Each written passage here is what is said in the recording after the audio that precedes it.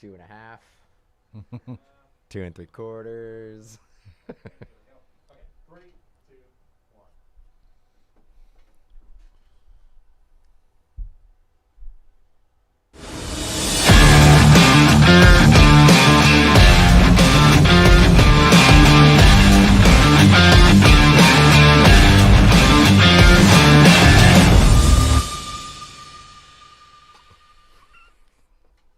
What is going down, everyone? It's time for Mojobreak, the hype episode number 180. I can't believe every week it's like 180. We've done 180 episodes. It's crazy. We're approaching 200. We'll do something big for 200. Maybe we'll drink that bottle of tequila behind us.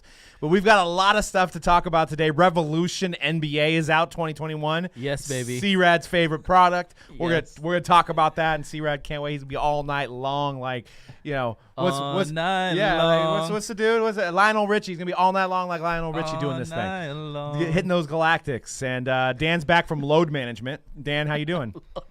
What? Back from what?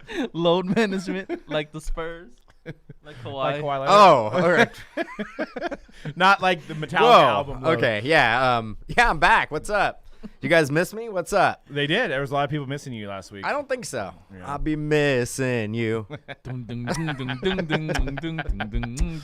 I can't take credit for that. Torch was in the chat earlier today. It was like, is Dan back from load management? And I just had to use it in the intro. So thanks, Justin. No, I was in Medford, Oregon.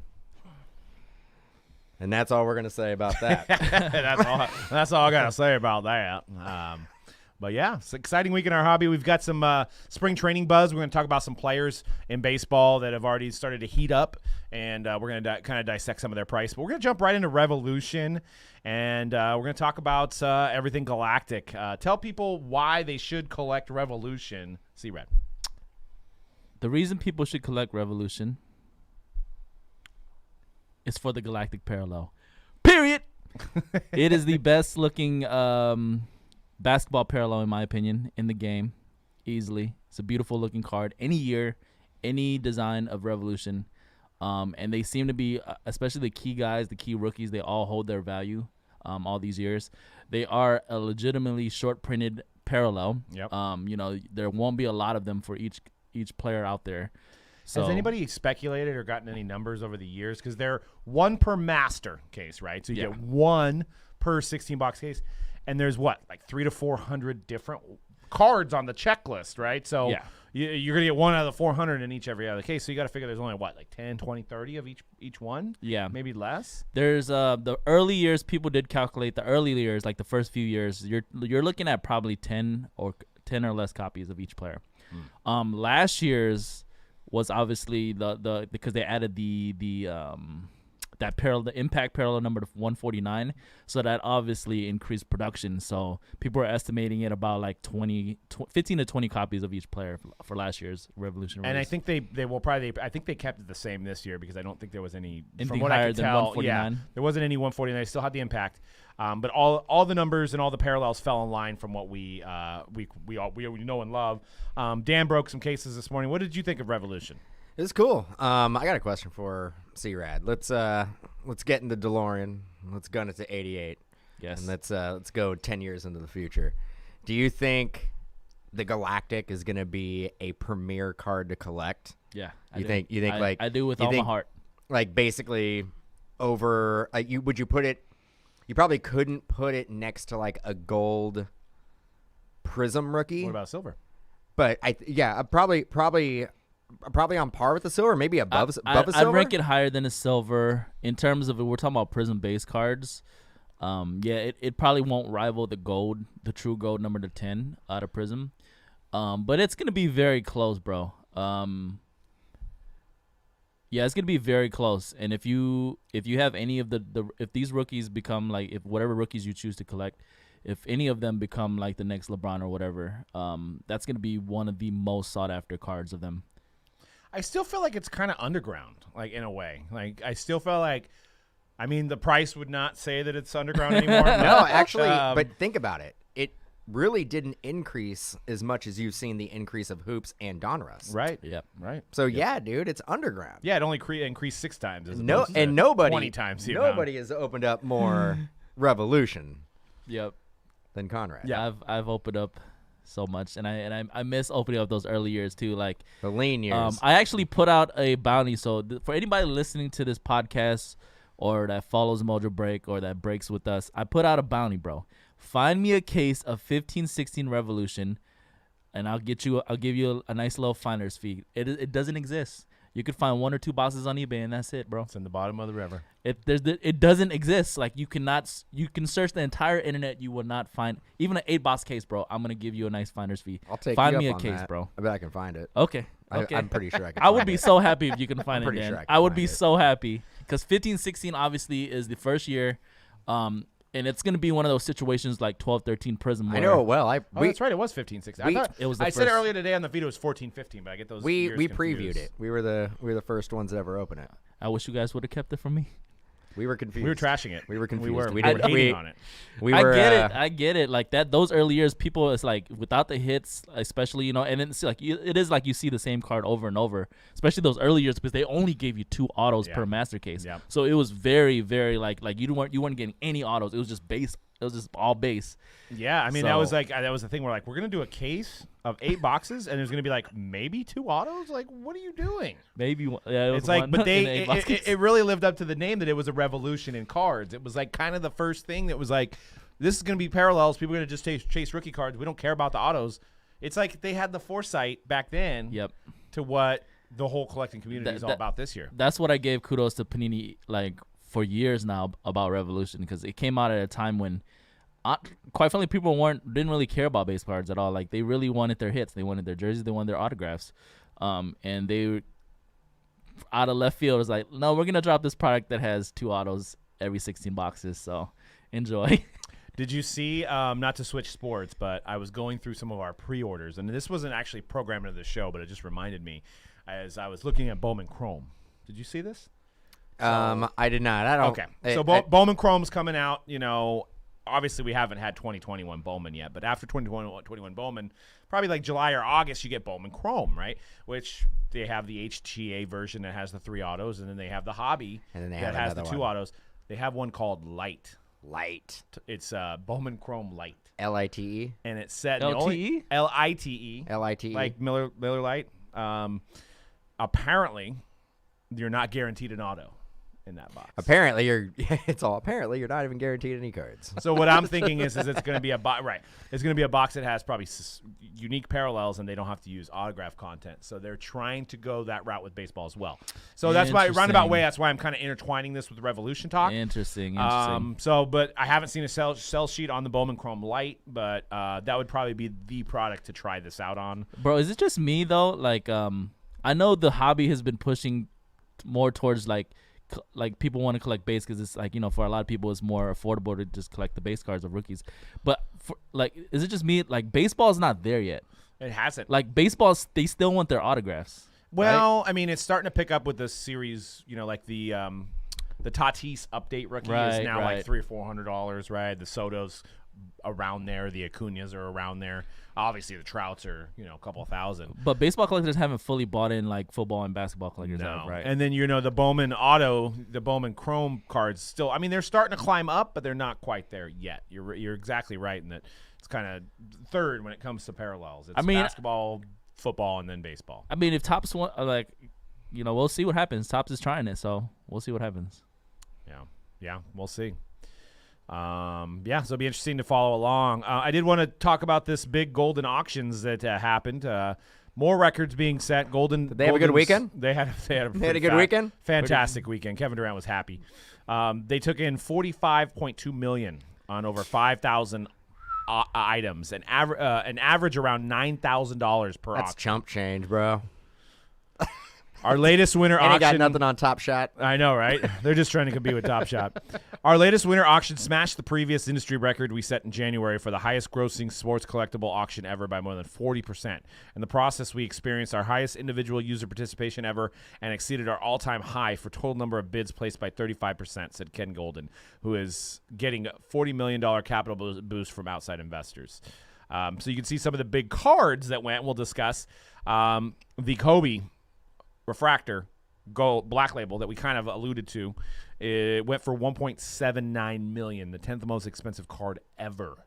So black label Kobe. We were talking about this last week on the show, or was it 2 weeks ago now? We were talking about 2 weeks ago on how A grader can change somebody's life. yes, and that to the tune of what, 800 to $1 million, maybe more than what So it I was sold. think I want to say that card sold 4 or 5, maybe 6 years ago for $30,000.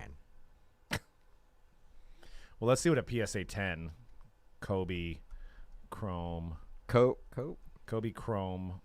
I mean, it's a beautiful card. I mean, and I don't doubt that it deserved a black label, but that's insane.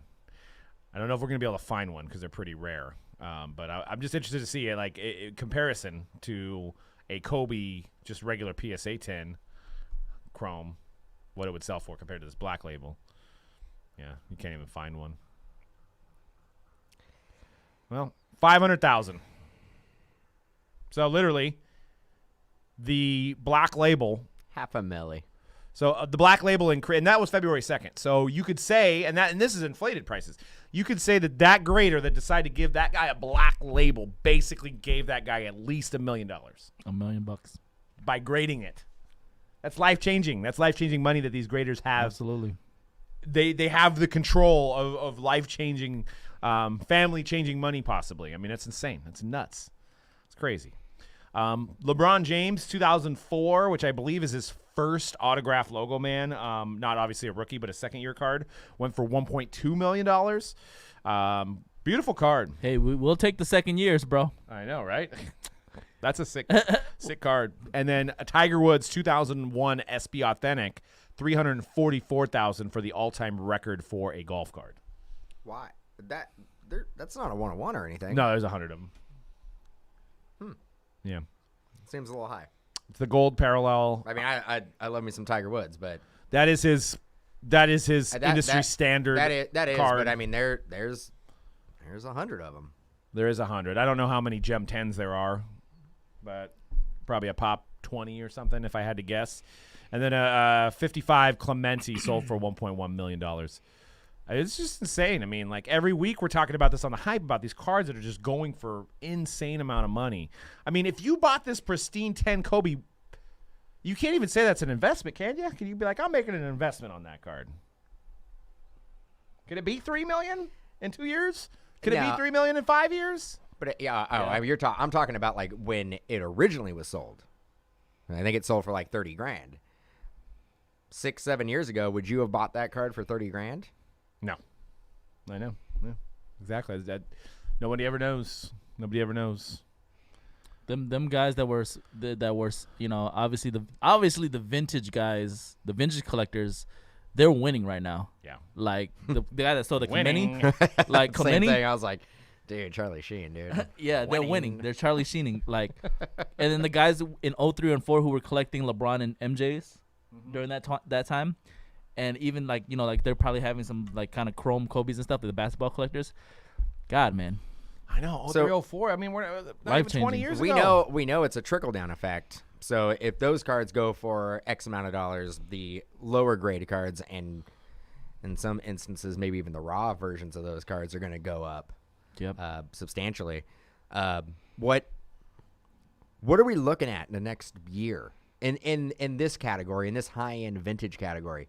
Are we still going to grow? These cards are going to go in somebody's collection, and they're probably never going to see the light of day. I mean, I'm assuming that some rich guy bought this, and he's just a conversation piece until he passes. Portfolio investment. He passes, and then whoever gets a hold of it after that, they decide what they're going to want to do.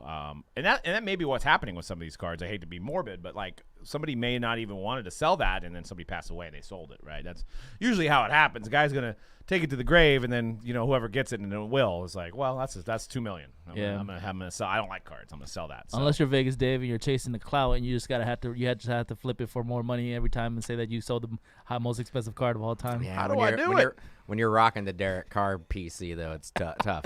Yeah. And when you bet on all 30 teams to win the World Series. Okay, dude.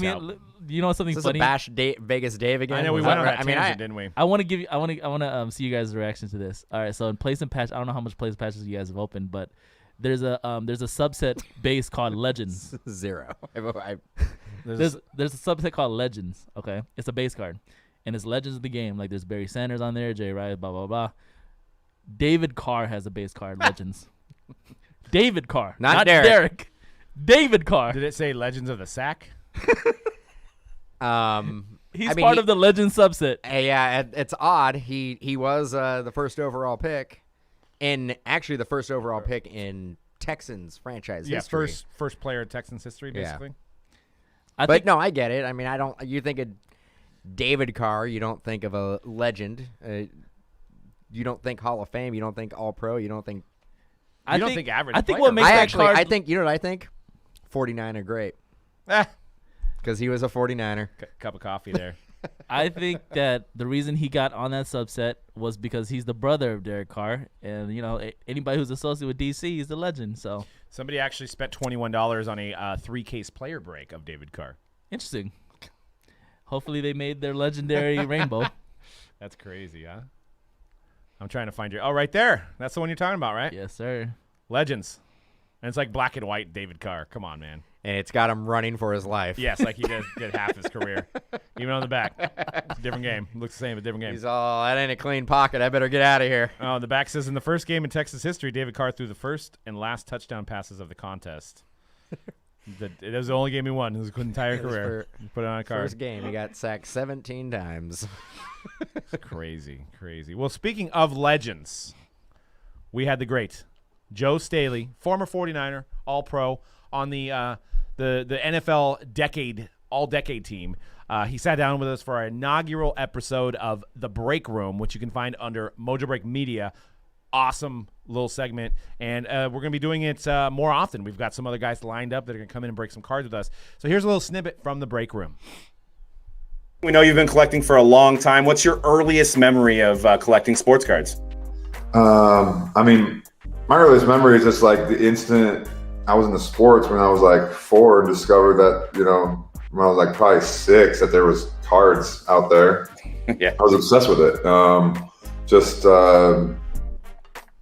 It's like every kid that's like sports obsessed, you get sports obsessed about collecting cards. And my mom would tell stories of like, we got $1 every week. We did all of our jobs. We got like $1, and that was our allowance. And I saved up every single dollar that I ever had from the moment that I was like getting allowance when I was 6 years old to when I left the house. Basically, I saved every penny that I had, and I just spent it on cards. Which, I was also 6 years old when it was like 1990, so the cards I was collecting weren't the greatest as far as value nowadays. But everybody thought they were going to get rich because, our parents, that was the era where they had all the vintage stuff that everybody threw away, and so everybody held on to all that stuff. And so I have bins of all that stuff at my house, but my parents' house, but none of it's actually really good. But I was just really obsessed with it. I remember in 6th grade, we did like a job shadow thing at our school, and there was a local card shop called Sports Treasures in Rockford, Michigan, and I got to job shadow them there. Nice. And I left there being like, there's nothing greater than what they do for a living. There's nothing greater. So nice. Doug, you have the best job in the world. People say professional athletes do. I don't. I'm envious of what you do. Looking cards all day. Get out of here. It's hard to resist opening up the packs, man. I can barely contain myself. So I'm not going to show my address, but this thing's been sitting on my countertop for 3 days, and I texted you right when it got there. I really was like, if I just open up a little bit, we'll see what reseal it. Did you shake it to try to see what you think is in there? Out of sight, out of mind. I was just like, right, I'm gonna leave it be. We know you've been collecting. All right, we are back, and make sure you go to our Mojobreak Media. Cody's also got a great MLB preview on the Bo Bichette, Luis Robert, breaking it down on how their cards are looking and what the outlook is on those guys. It's a 10-part series, so make sure you follow that. And then all of our episodes of The Hype are also on Mojobreak Media as well, so go there, click subscribe. We're also doing a 10% off on MojobreakShop.com, so if you want to get a box of Revolution, get it shipped to you, you can use code MOJO10 at checkout, and that's Mojobreak Shop. Not to be confused with Mojobreak.com, but MojobreakShop.com, where we have all of our wax, and you can save big by using that code MOJO10, and that's MOJO10. Save 10%. And it's one time only, but a lot of the stuff were cheaper than a lot of the other major online retailers, and you use that 10% off, you might be able to start your own break company. I don't know. Okay. You know what I mean? My favorite part of that interview, and I think it's Cody's masterful editing skills, is I think when you're going to watch it, I don't think it was in that clip, but Joe actually picks up his FedEx box and just shows the world his address. Yeah, he does.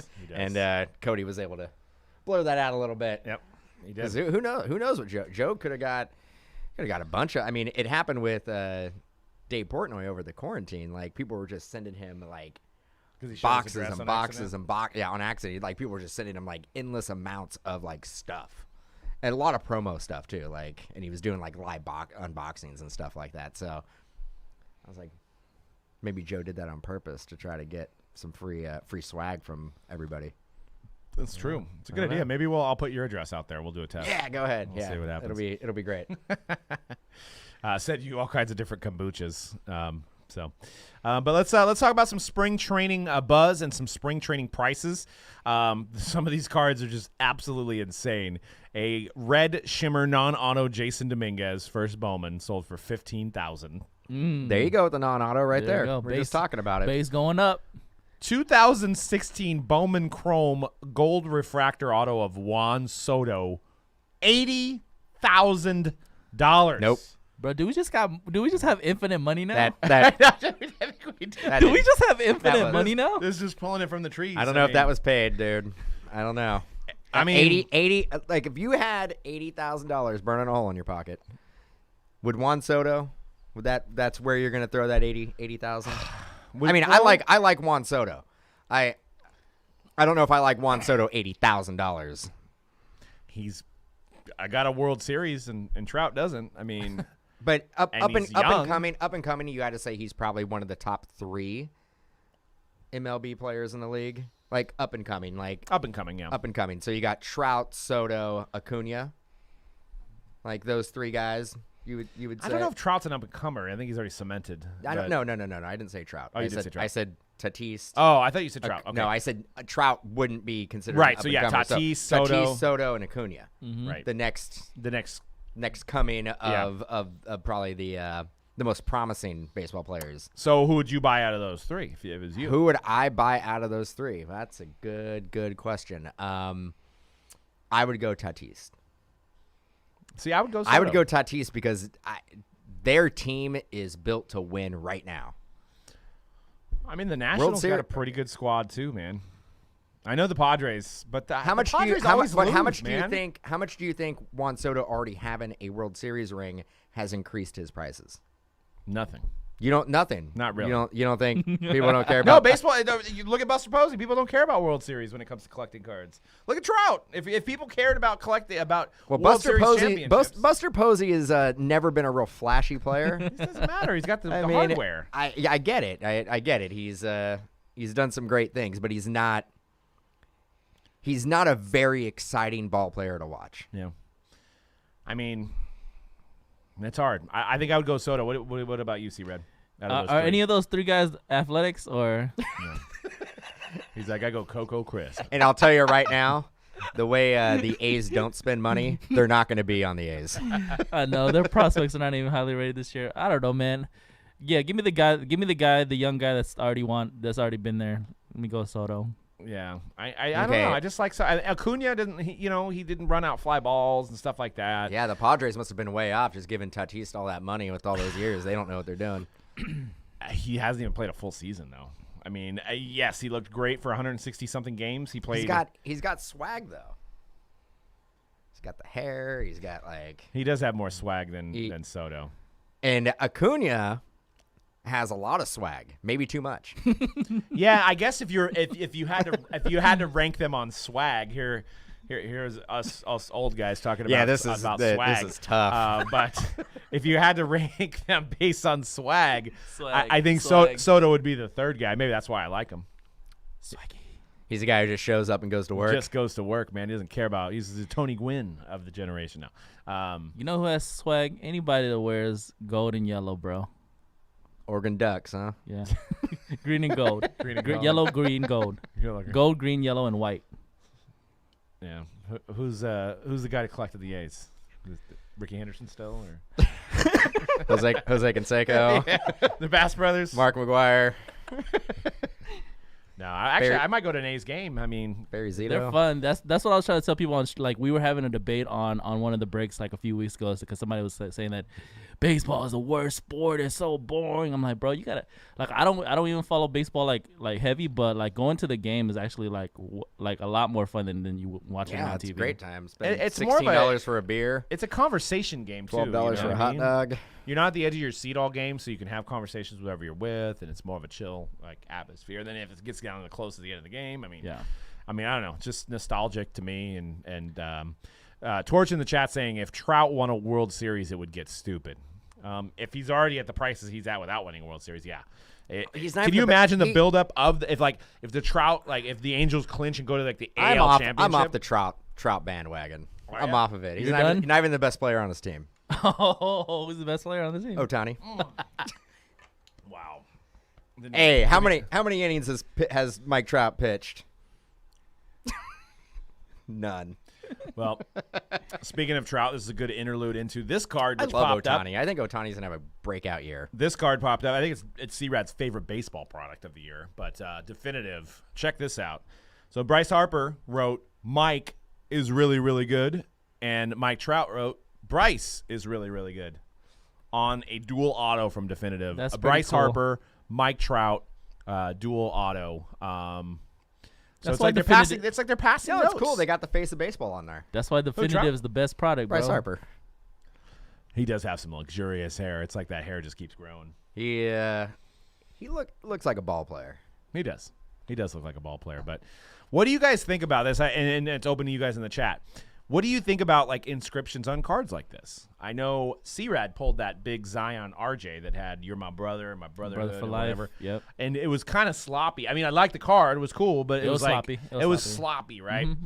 This isn't necessarily sloppy, but obviously they both wrote the same thing. So, what do you guys think? Is that something like getting something like that? Is that cool? There was also the Tiger Woods LeBron dual auto that they both had the same birthdays.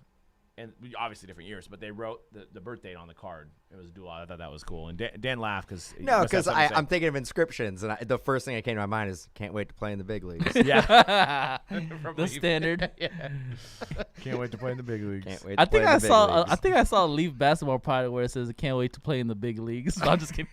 I think the personalized inscriptions are very cool. It makes it a unique piece. You know what I mean?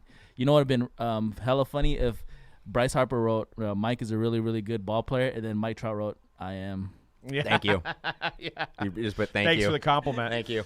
I don't think this is a facsimile, but Mike Trout's auto looks a little different. It actually looks more similar to Mike Trout's old auto. I was gonna say that.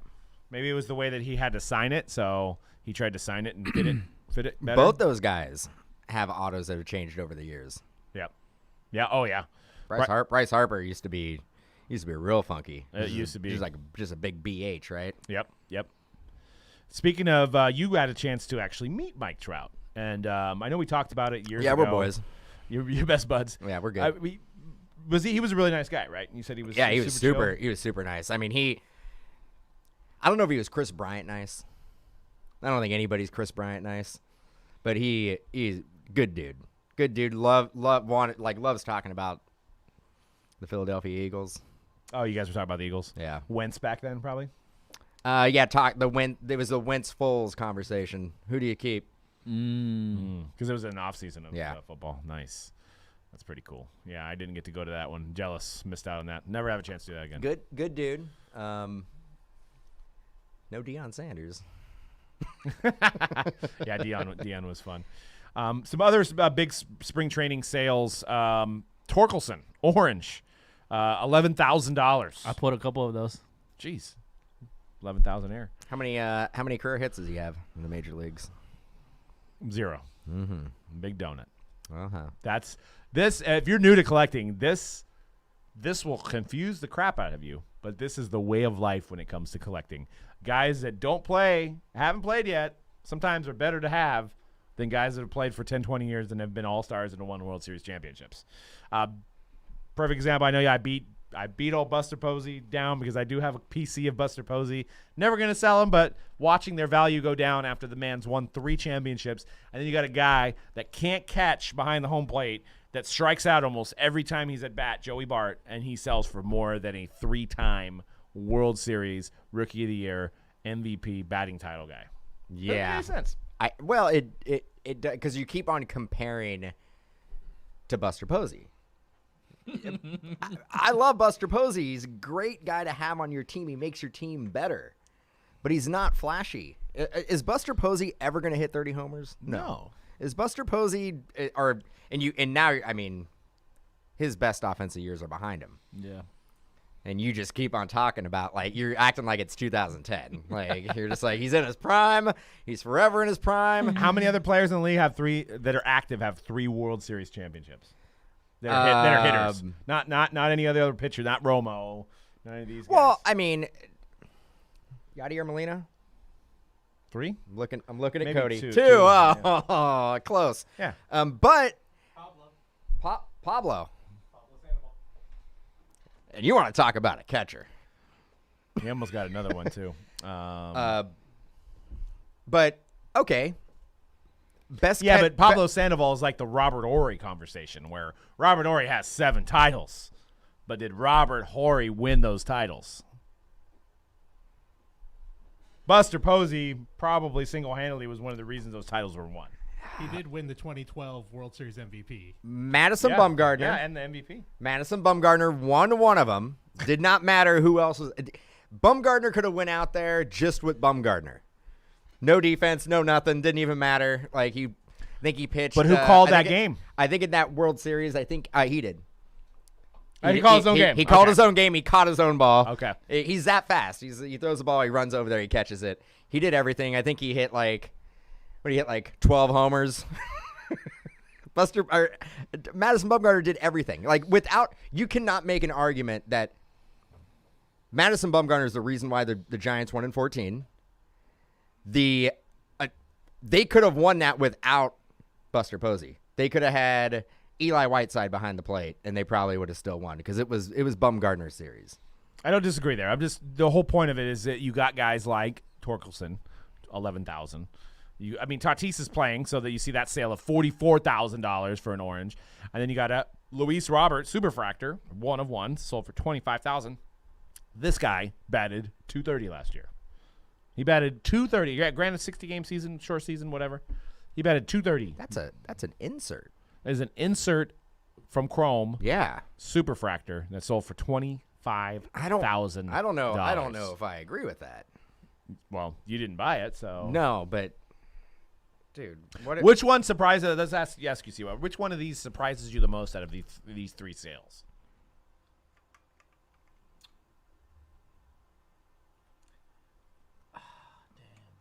The 45,000 for Tatis. You think that's too much? That seems pretty high to me, bro. Is okay? Well, and that's a rookie auto, right? Rookie That's a auto. Chrome That's not rookie auto. That's not Right, the prospect. So that's like rookie. not even the prospect auto. Yeah. That one's crazy. The middle one, Luis Robert, it being an insert And sticker auto. and a sticker auto, out of Topps Chrome.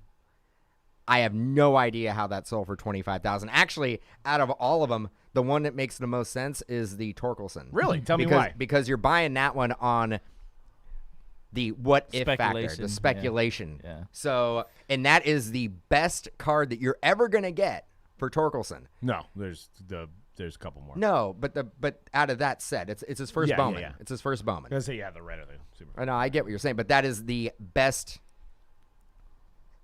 product that you can get a Yes. Torkelson card out of. Yep. Mm-hmm. where the Luis Robert and the Tatis Jr., I don't know if those rank in the top 5. Tatis, maybe not. Robert, for sure. I agree with you there. Top 5, maybe for There Tatis. is probably 20 other cards that you would want if you're a Luis Robert collector. I would rather have the Superfractor non-auto out of Chrome. Yeah. Yeah, Bowman, Topps Chrome, all maybe even Flagship 101. I mean, Flagship they don't have the 101. Maybe but even something out of, maybe even like a Heritage, I don't know, man. Yeah, that's kind of. That's wacky. I want to see if those are paid, though. I know. That's why we beat this into the ground every week. Think about this real quick. So let's say, hypothetically, I have that Luis Robert, right? And I tell Conrad, buy that card for me. You don't have to pay for it, but just buy it. Mm-hmm. So now there is a log there's data that card is sold for $25,000, right? In 3 months, I put that card back up, and the only data you have is $25,000, and I put it up for $25,000 or best offer, and someone's like $20,000 because I have data of it selling for $25,000, but it actually never did. Yeah, that's a good point. No, I think some of that is happening. And I think eBay. I don't know how. If somebody knows how to get a hold of eBay, I mean, it should be pretty easy to put paid. How do you call eBay? No, there's plenty of ways to call them. If you're a power seller like we are, you have a special line. You have the bat phone. You don't. So. The bat phone. The bat phone. Some other spring training sleepers. Bobby Dalbec has hit 4 home runs and 16 at-bats after his call-up in 2020. Nico Horner, 9 for 13. He might get the second base job. And remember, Mickey Moniak is having a great spring so far. Former first overall pick in 2016. Everybody's pretty much forgot about old Mickey Moniak.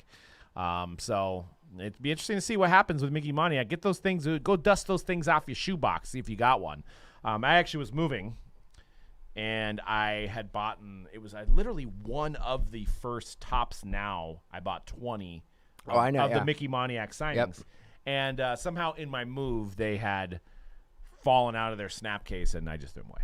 So hopefully, because they're all dinged up, and I just can't look at dinged cards. So I threw them away. I threw my Mickey Moniak cards away. Wow. And sad story. Yeah, it's just I couldn't even give them to somebody that they were dinged up. You are. They were just dinged throwing up. Cards away. They were 5s. I couldn't even give them to a kid and be like, I'm a card store and I give you dinged up cards. I couldn't do it, so I had to throw them away.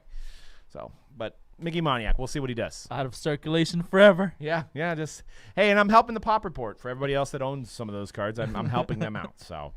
I wanted to talk about a story of an email that we got yesterday, and I'm not going to name any names because these guys are good guys. The guy that sent us the email is a good guy, but it kind of speaks to card distribution and what we have to go through as guys that deal with distributors to get our products. So all the products that we're breaking, the hobby products and things like that, we have to go through distributors. But we have 5 or 6 of them that we deal with, and allocations have been getting bad.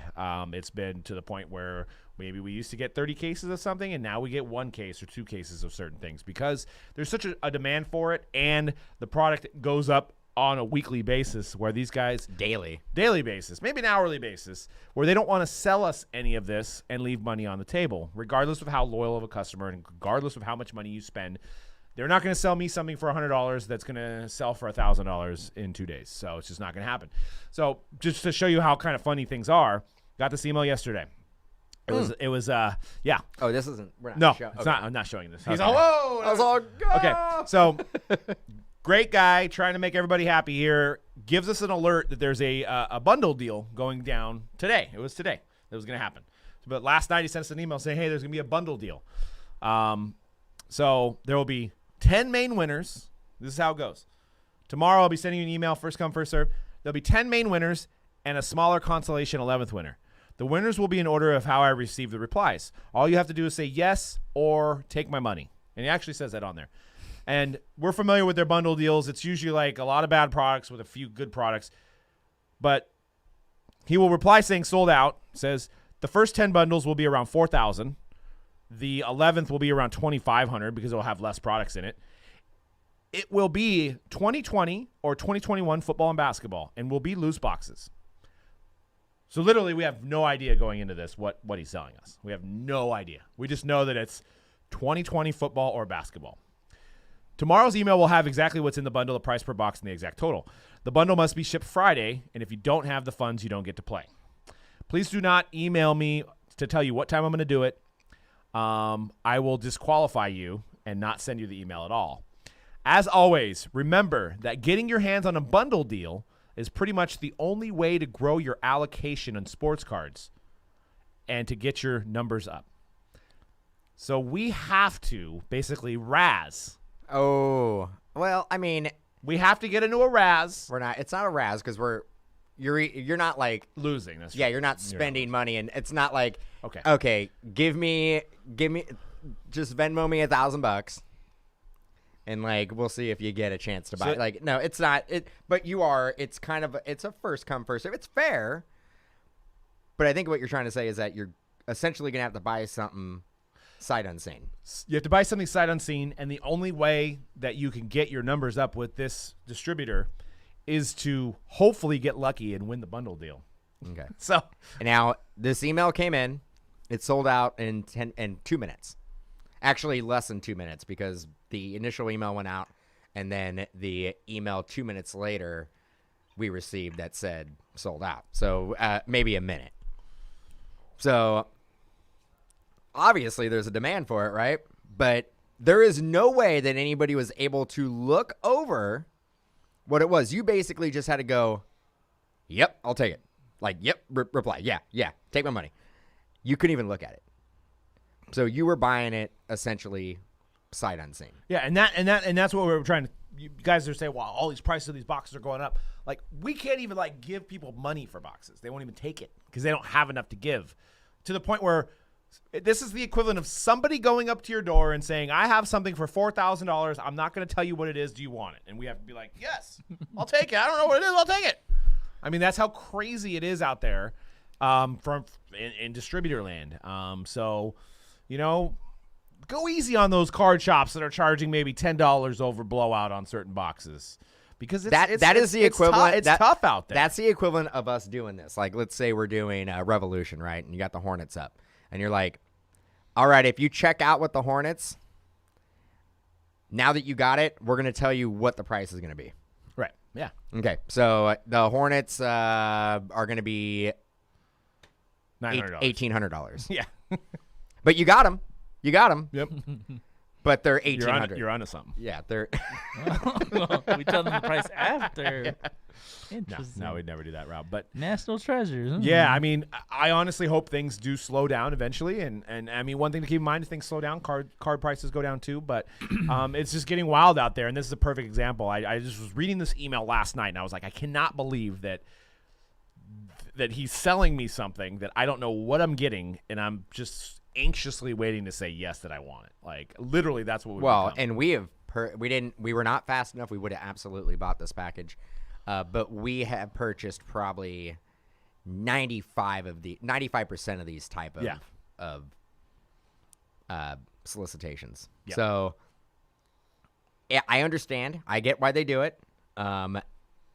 Distributors are also in a very odd situation. They have people calling and asking and just having a lot of money to push around, and they want product, but distributors, some of them don't even have the product.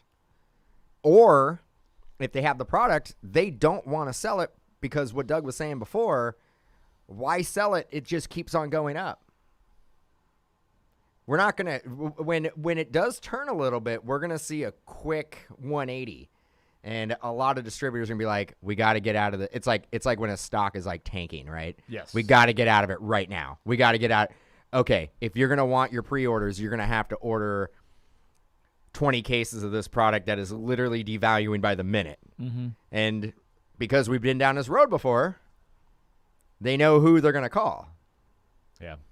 And that's what makes it tough if you're a person thinking about getting into this industry.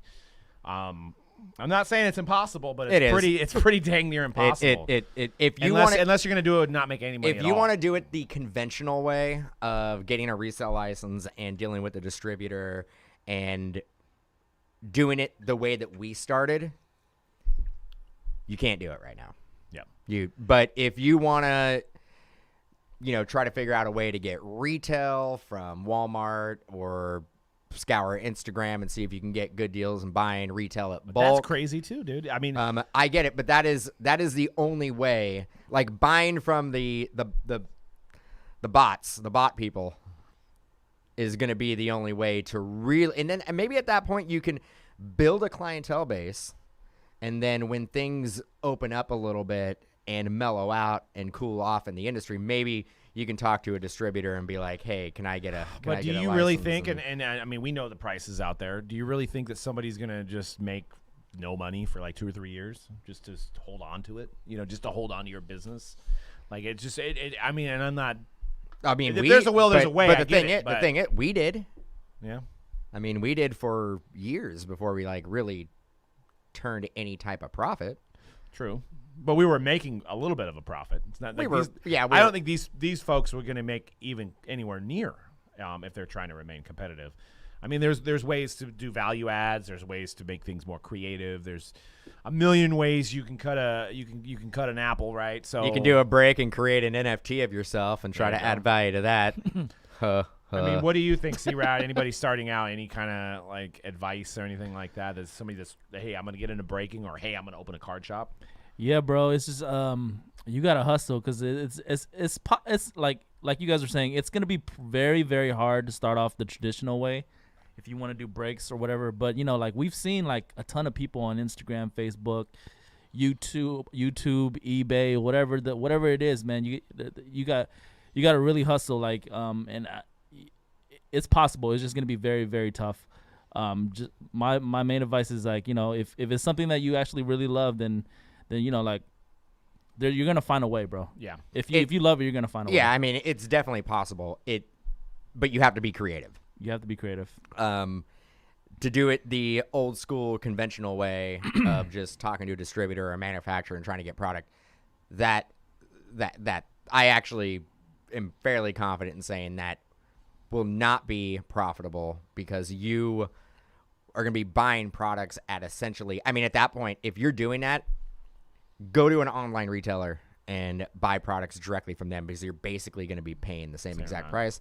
And you can probably get set up. Maybe you get a business credit card that has like some rewards, cash back, something like that. And that actually might be the most amount of profit that you can get. If you get like, an introductory like 2% back or something like that, that might be where your margin's at. What about maybe, I don't know, if you got really good at hustling, maybe you could start calling like all the shops a month like in advance and be like, yeah, but you'd have to have a little bit of capital, but you'd be like, they're in the same boat though. You'd be like, give me a case of Prism, I'll pay you now. They're in the same. I'll give you money now for Prism. I mean, I don't know. They're in the same boat though. Like the card shops get their allocation. They know they're not really in a rush to sell any of this product because it's only going to go up. Right. And we deal with a fair amount of card shops. But I'm saying, what if you bought it at retail, pre-ordered it, and then maybe just let everybody break it, and then you waited it out, and then maybe you had some margin built into that? Yeah, but then you're not having income come in. Like you're basically, what you're doing is that you're putting money out and then waiting months for any type of revenue to come in. Yeah. It's crazy. I mean, I would probably try to focus on older products, products that are under the radar if you could find them. Maybe not do basketball, because basketball is really through the roof. And I would probably do small breaks and maybe do one box here, one box there. That's what I see a majority of new breakers do. They do one box. I mean, you basically just chip away. Now, granted, like you may, after packing and shipping, and you're probably not going to have any employees at that point, you might be working 8 hours on that one break, and you may end up profiting like $15-20. You're going to, like you said, you're going to have to love doing it. Yeah. You're going to have a real passion for it, because you're basically paying yourself a couple dollars an hour. Yep. True. Very true. Yeah, I mean, and one of the things that does protect us guys that have been, dealing with distributors for over 10 years now, is that these guys cannot be bought like other industries where it's like, oh, guy's got $20 million. He's going to come in and he's going to start doing a business. One of the things that's good about this is that these distributors will not sell to the guy because they have, they may sell him some stuff that's on the shelf at the stock price, but they're not giving any allocation to any new customers that haven't earned it. So it does protect the shops. It does protect guys that have been doing business for 10 Yeah, I mean, years. but we're getting back to the whole, like, if the product is going to go up and it's going to go, why sell it? Like, nobody wants to sell anything. Like, the amount of breaks that we do, there's probably distributors, people in this industry who look at us and go, you guys are not very bright. You guys should not be breaking all this product. But what we're doing, our business model is not to hold product. Our business model is to break the product. I think what we're doing is we're actually helping out the whole industry. The more product that we open, if you're holding this product, we're indirectly making your product go up. Right. Yeah. Somebody down the chain has to open up the product. Yes. We all can't just hold on to it. Michael's in the chat saying he pre-ordered PGA golf from somebody and some shop, and he bought it for $300 a box. And he pre-ordered 10, and now they're going for $900 a box, and they called him and said that you can only get half your order. Yeah. And that's bunk. I mean, if That's they weak. only get 5 and they're giving you all 5, if they got cut from the distributors, but I don't know. Me, I'd be like going into their shop seeing if they're selling more. I'd be like, you got more? Yeah, bro. Like That's messed up. we talked about this before. Like if you have a pre-order price, like this is for all the card shops out there, like anybody, like because we had the situation happen out here in the Bay Area with some card shop where they weren't selling products that people pre-ordered and they weren't giving them the same price. I think it was from Pokemon type stuff. But if you sell a pre-order to a customer, bro, you're a business, bro. You gotta honor that pre-order price. Yeah, you could not back out like anything. you just look stupid as a business, Yeah, like greedy. You just look, like greedy. Like afterwards, if you cut your customers' pre-orders, like I get it. There's situations where it might, like you said, they might get cut.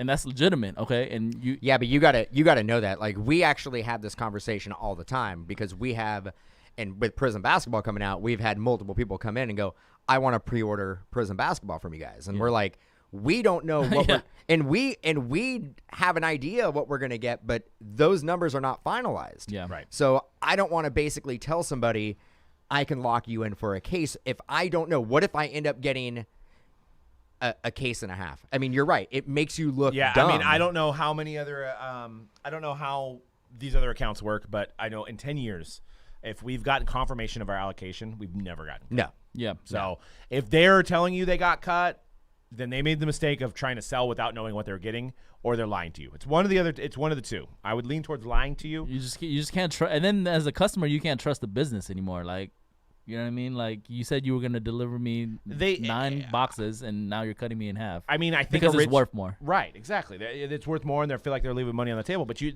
lose a customer that could potentially be spending more and more money with you every time they come in. They're still. I mean, believe me, they still were making money at $300. It's not like it was under their cost. So it's just pure greed when it comes to that. And customers are the whole reason why we're in business, why everybody that does cards are in business. You have to have your customers. You can't think about your customers as dollar signs. That just can't do that. So, but that's it. That's all we got for today's show. Once again, if you guys want to buy wax, we do have some pre-orders on mojobreakshop.com. We're pre-ordering Heritage right now at, I think, $20 less than some of the online retailers, Heritage Baseball, and Inception Baseball. We got a great price on a pre-order for Inception Baseball. That's at mojobreakshop.com. Not mojobreak.com, mojobreakshop.com if you want to order just wax and have it shipped sealed to you. And if you use code MOJO10, you'll not only be able to do the pre-order save, you'll also save 10% on that. So I would definitely load up, get some boxes, have us ship you some boxes, and you'll find the prices are very competitive, if not cheaper than everybody else. You can out use there. that code one time though. One time. So One yeah, time. So make it count. make it count. Yeah, load up. You get some Christmas presents. I don't know. Get some early birthday presents for folks. But yeah, mojobreakshop.com on your wax. Stay tuned for more Revolution with C-Rad today. I'm calling a Galactic LaMelo today. I think he's going to do it. Maybe even 2. Might even pull 2 of them. I will say last year, first day Revolution, I pulled a Galactic design. Let's go. Oh, you did? On the first day? On the first day. Wow. That's incredible. That's like incredible. That's like a $100 million card. Yeah. 100 million. Yeah, actually, that's too cheap. Might be 200 million. Maybe Maybe. a quarter Billy. Quarter bill. Send it to Golden. He'll make it sell. He'll break records for you. All right, guys. Well, that's it. We'll see you guys next week on show number 181. Make sure you subscribe at Mojobreak Media and check out the Joe Staley video, The Break Room. And we got more Break Room episodes to come. All right, guys. Peace out.